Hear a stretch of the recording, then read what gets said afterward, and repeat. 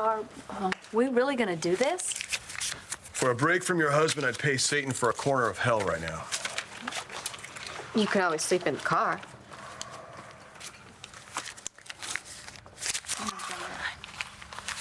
I knew we probably should have made out while we were in Chicago. Then I'd probably, share the bed with you, right?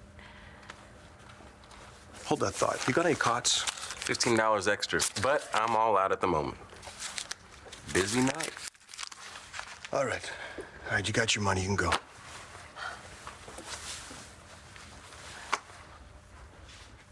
Give me a pillow. I'll sleep on the floor. You guys can have the bed.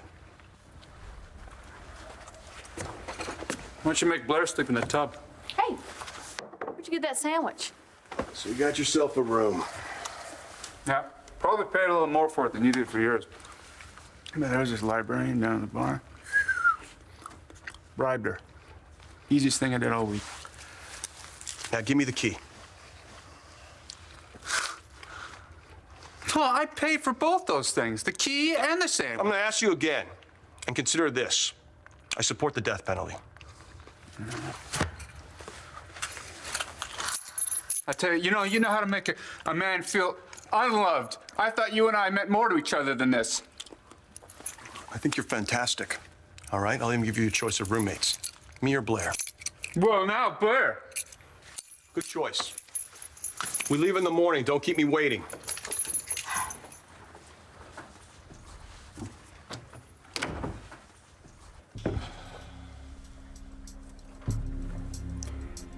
Guess it's just you and me.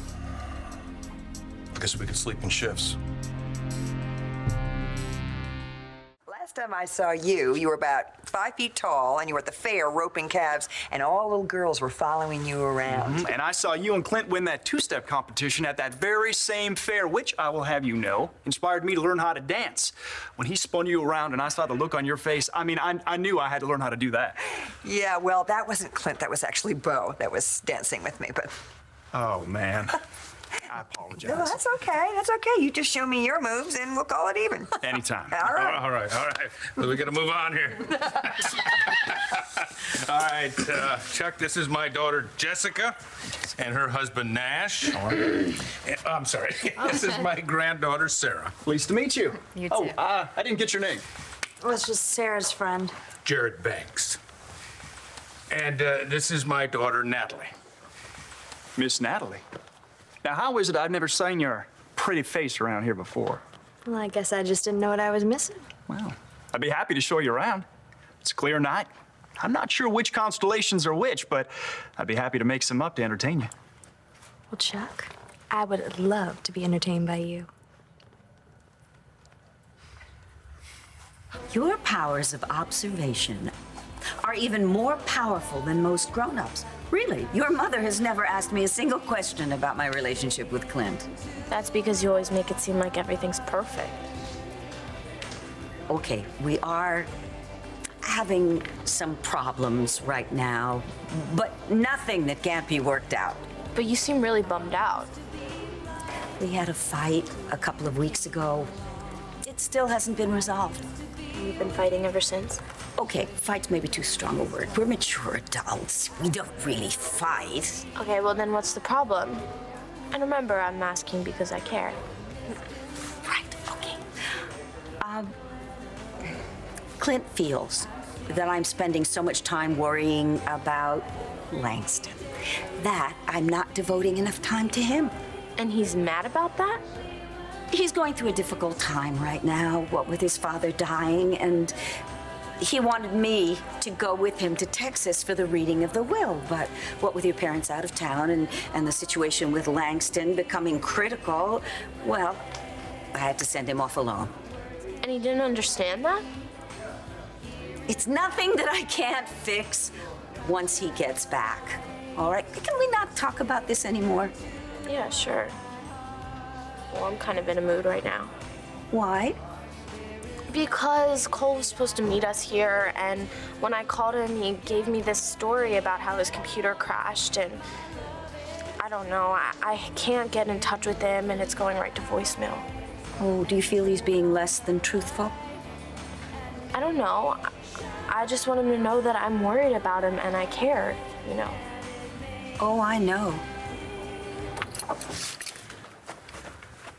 Well, get up and help me put these sheets on. No complaining. You sound a little annoyed. Well, come on. You were going to put me in that room with John and Marty? Oh, I was kidding. I was kidding. You think I'm gonna make you sleep with him? You know,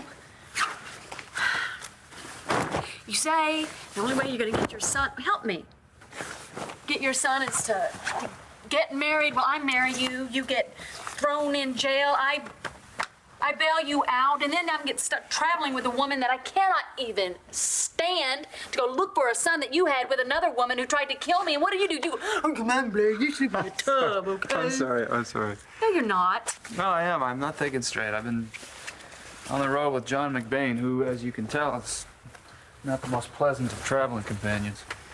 I mean, do you realize the entire time I've never seen him smile? And what is this? Every time he's got his hands on his hips like this. What is that? You know what? You're lucky that John is around. Maybe it's your only shot at finding your son. Have you ever thought about that? And come to think of it, he's the reason that you're alive, so why don't you give him a break? You're putting it on wrong. Are you in love with John? Oh, I knew you were going to find out. I knew you would. Yeah, I am. I'm in love with John. That's okay, so am I. He's so heroic. You know, when he looks at me with those piercing blue eyes. I'm here for you, Todd, okay? And stop treating me like I'm some nagging wife, please. I know you're here to help. I'm sorry. Yes, I am. know I'm taking it out on you. This whole chase across the country for my kid, it's just taking the last ounce of my sanity away. And you're paying the price. I'm sorry.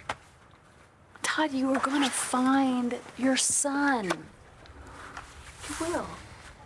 Well, I thought I was. When we got into town, I swear to God, I thought we were close. And then McBrain wrecked the car, and now we're back where we started. I gotta go back on the road with some guy that I don't like. I don't trust him. I can't bribe him. You're not back where you started, okay? You got me down here, and you can trust me. All right? Here, put the pillowcases on.